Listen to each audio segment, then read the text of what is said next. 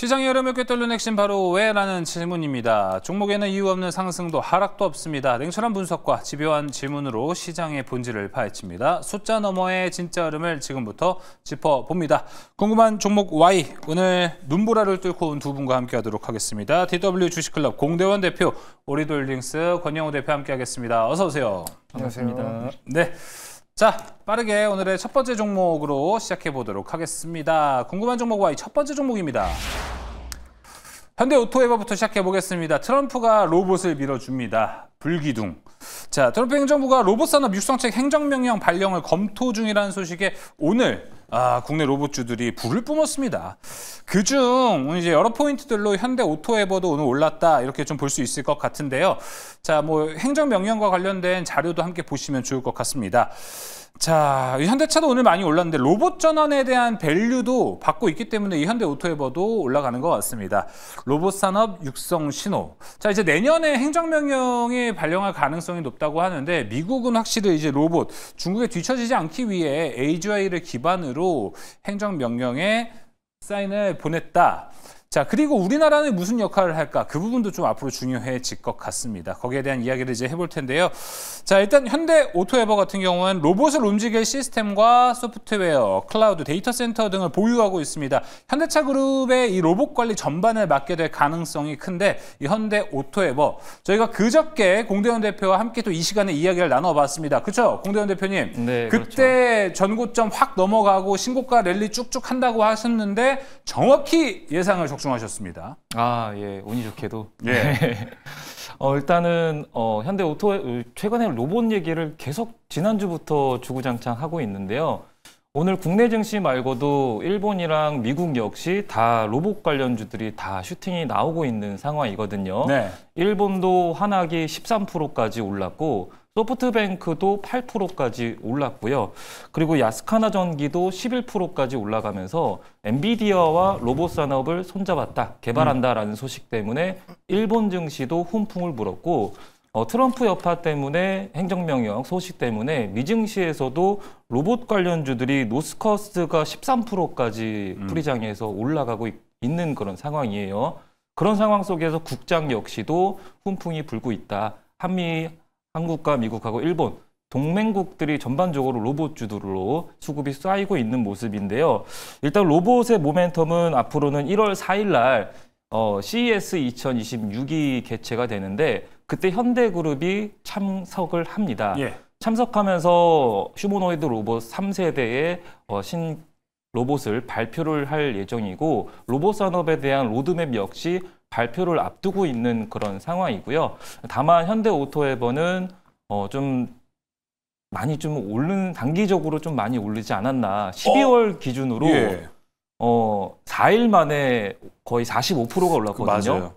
4일 동안 45%인데 이게 기술적 분석으로 보면요. 과거 2023년도도 9월 달에도 그렇고 그리고 11월 달에도 그렇고 월봉상 최고점이 항상 50%까지 매월까지 찍은 적이 있어서 그래서 거의 뭐 언저리까지 지금 다 온 그런 상황이다라고 보여져요. 그렇기 때문에 단기적으로는 좀 차익 매물이 좀 출현되지 않을까라고 좀 예상을 해볼 수가 있어서 네. 오히려 현대오토웨버보다 좀 덜 오른 최대 주주가 LG전자인 로보스타를 소개해드리려고. 로보스타요? 네, 로보스타를 보는 게 낫겠다라고 생각이 들고 있고요.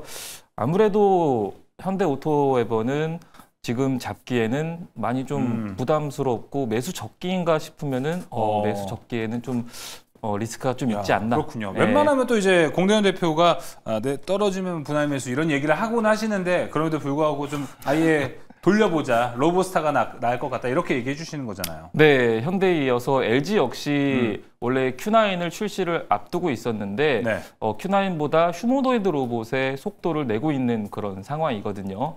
그런 상황이라서 LG가 최대 주주로 지분을 30% 이상 보유하고 있는 로보스타를 아직 덜 오른 종목을 좀 보자라고 소개를 해드리겠고 네. 목표가는 87,000원 정도, 손절가는 72,000원 잡고 대응해 나가면 될 것 같습니다. 네, 로보스타였습니다. 자, 그럼 이제 두 번째 종목으로 넘어가 보도록 하겠습니다. 궁금한 종목 Y 두 번째 종목입니다.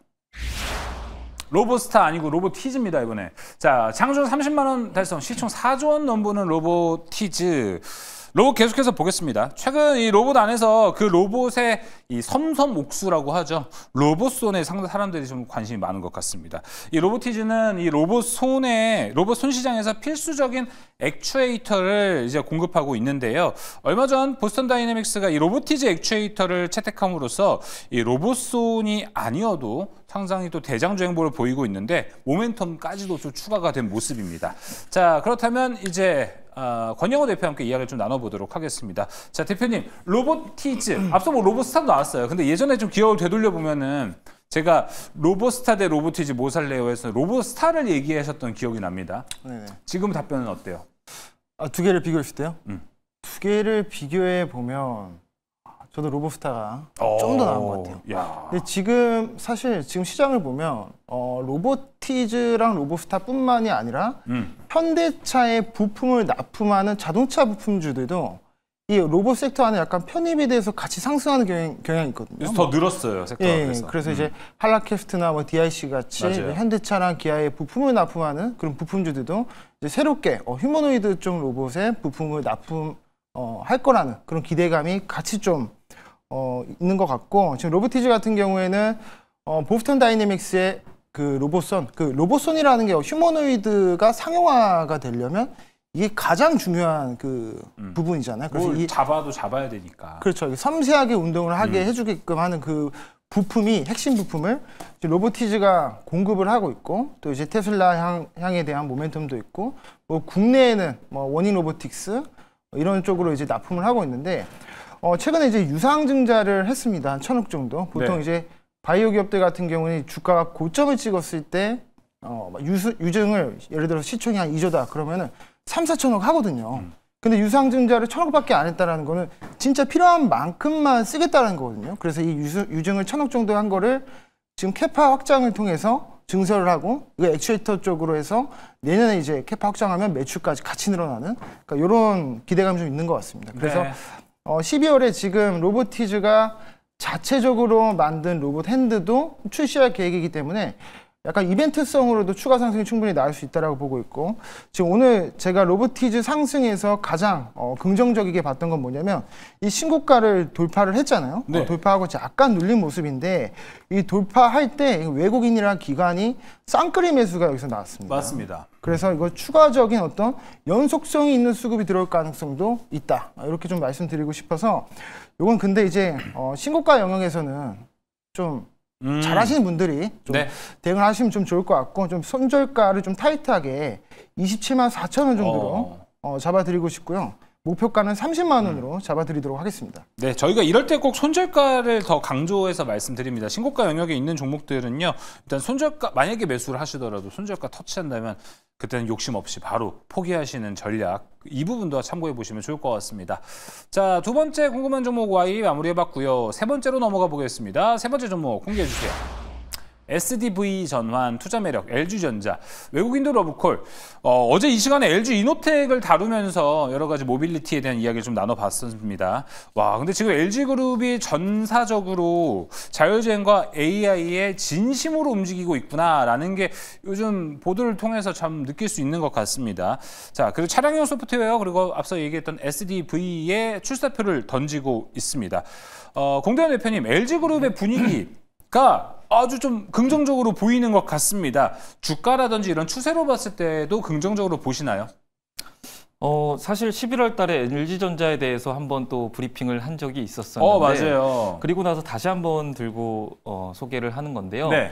그때 당시에서도 11만 원 정도의 목표가를 중장기로 소개를 했던 것 같아요. 네. 근데 지금은 전고점을 좀 돌파하는 모습을 보이면서 오늘 9만 8천 원을 최고점을 기록한 모습이죠. 그때 11만 원이 다가와 가네요.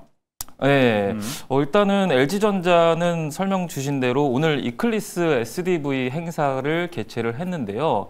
이게 SDV가 자율주행 자동차 한 대에 1억 줄 이상의 소프트웨어 코드가 투입이 됩니다. 근데 2030년도가 되면은 이게 10억 줄 이상의 소프트웨어 코드가 투입될 전망이라서 오늘 좀 강하게 시세가 나왔던 것 같고요. 그리고 아울러서 대표가 이때 행사에서 축적된 소프트웨어의 역량으로 이제 생태계를 좀 구축하고 가속화를 하겠다라고 발언을 해서 더 탄력을 받았던 것 같고, 아울러서 LG 역시 앞으로 앞서 얘기한 1월 4일 날 CES에 또 참석을 하거든요. 참석해서 AI에 대해서 모빌리티랑 연동이 되는 AI를 신모델을 공개를 할 예정이고, 그리고 미래의 차도 소개를 할 예정이에요. 그런 모멘텀을 앞두고 나서 오늘 좀 기대감이 반영이 됐다라고 보여지고 있고, 오늘은 기술적으로는 뭐 외국인이 5거래일 수급이 유입된 상황에서 전고점을 돌파해서 긍정적으로 보여지고 있고, 목표가는 10만 5천 원 제안해 드리도록 하겠고요. 그리고 손절가는 8만 3천 원 잡고 대응해 나가면 될 것 같습니다.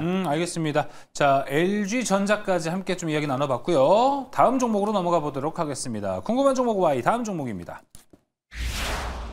대한해운. 자, 외국인 폭풍 매수세. 신고가 랠리를 다시 한번 갈까요? 바닥에 있긴 하지만. 자, BDI 운임지수가 2년 내 지금 최고치에 올라왔습니다. 벌크선들은 돌아가면서 지금 강세가 유지하고 있고, 오늘 그 추세가 그래도 좀 대한해운 쪽으로 외국인이 가장 많이 사지 않았나 생각이 좀 들고 있습니다. 야자본 시간에 저희가 꾸준히 이 시클리컬에 대한 이야기도 나누고 있는데, 해운도 언제 한번 저희가 프리토크 시간에 또 이야기를 나눠서 심층적인 이야기를 나눠보면 좋을 것 같습니다. 자, 권영우 대표님, 대한해운입니다. 단기 트레이딩을 좋아하시는 권영우 대표님, 대한해운, 해운 별로 안 좋아하실 것 같아요. 솔직히 별로 안 좋아하는데 그래도 이번에 그 BDI 운임지수가 한 60% 정도 올랐더라고요. 그래서 네, 바닥이기도 맞아요. 하고 지금 매물대도 상단에 없는 것 같아서 이거 공략해봐도 뭐 괜찮은 5점 만점 중에 한 4점짜리 종목이라고 생각하고 있고, 지금 대한해운 같은 경우에는 대장이 펜오션입니다, 사실. 펜오션을 맞아요. 좀 따라가는 흐름이 나오고 있고, 상승 탄력도 보면 펜오션이 19% 정도 갈 때 대한해운은 한 9% 정도 이렇게 상승이 나오고 있기 때문에 전반적으로 좀 펜오션을 따라가는 흐름이지만, 그래도 오늘 대한해운이 매물대를 소화하려는 시도를 하면서 외국인 기관이 좀 들어왔다는 거, 그런 어떤 수급적인 부분이 긍정적이게 보여지고 있고, 지금 지난 3분기 실적이 그렇게 좋지 않았습니다. 좋지 않았는데 그 내용을 이제 좀 까보니까 이제 유조선 내척을 매각을 하고, 그리고 노후화된 벌크선을 팔면서 지금 현금 확보를 하고 있거든요. 그러니까 재무적으로 지금 현금을 모으고 있는 이유가 이제 돈 안 되는 벌크선을 하지 않고 내년부터는 이 LNG 쪽 마진이 좀 많이 남는 선박으로 하려고 하고 있습니다. 올해 지금 하반기부터 미국에서 이제 LNG 터미널 재개가 됐고, 이제 수출에 대해서도 지금 역대급으로 높아지고 맞아요. 있기 때문에 사업의 방향성을 LNG 쪽으로 좀 틀고 있는 그런 부분이 좀 있는 것 같습니다. 그래서 지금은 뭐 단기적으로 봤을 때는 BDI 상승이라든지 어떤 본업의 이익만으로는 좀 내러티브가 좀 부족할 수 있지만 그 내년까지 좀 바라본다면 LNG 쪽에 대한 모멘텀을 입어서 추가 상승 가능할 거라고 보고 있습니다. 네, LNG까지 모멘텀이 좀 붙는다면 현재 내러티브와 BDI까지 다 합쳐서 상승을 좀 만들어낼 수 있지 않을까, 권영우 대표의 의견이었습니다. 자, 오늘 궁금한 종목 Y는 여기서 마무리해 보도록 하겠습니다. 권영우 대표, 공대훈 대표 함께했습니다. 오늘 말씀 고맙습니다. 감사합니다.